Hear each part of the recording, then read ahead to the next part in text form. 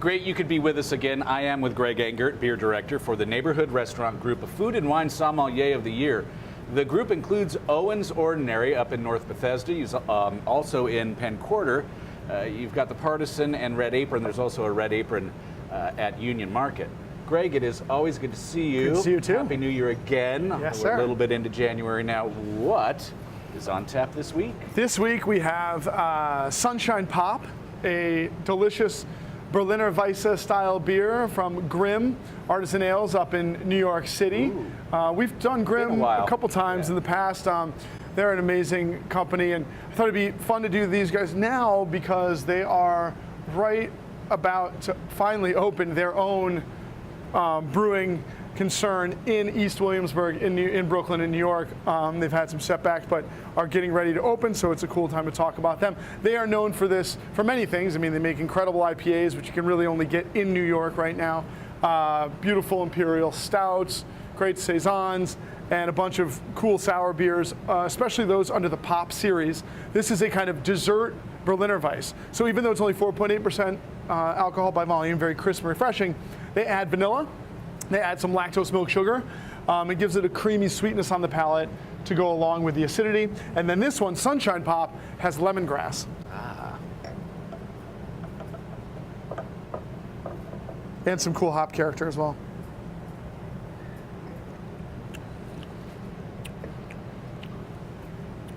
But I mean, Ooh, very nice. so juicy. Ooh, I like that. Like lemonade. Yeah. Really clean. But what's cool too is it's acidic and then it turns nice and sweet from that vanilla and milk sugar quality in the finish.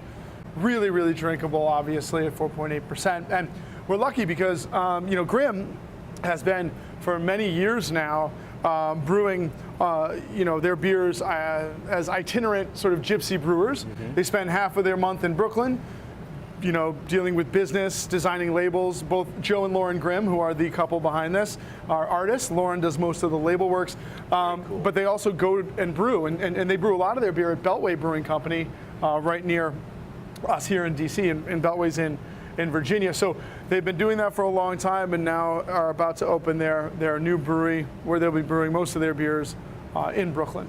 That's fun. Cool. They must be excited about that. Yeah, so they're laying down roots. They've lived in Gowanus for years, so now they're actually going to have a brewery right around the corner. It's very cool.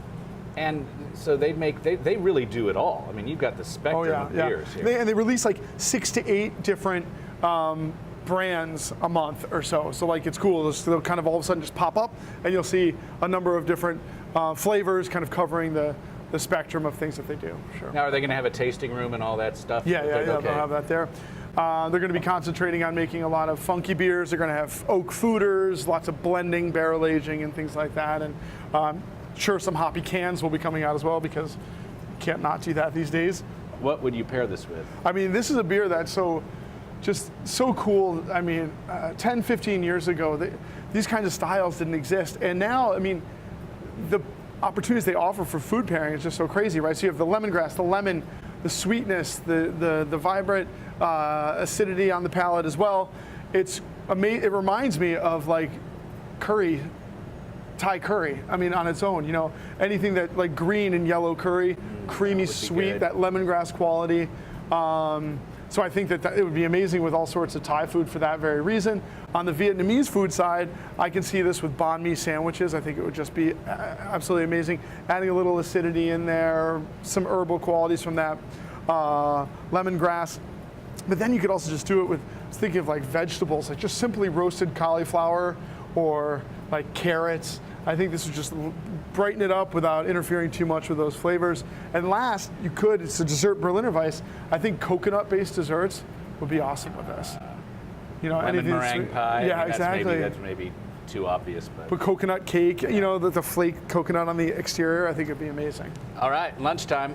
Greg, thank you as always. Thank you. Everyone, please always do drink responsibly and be sure to bring your thirst next time for another beer of the week.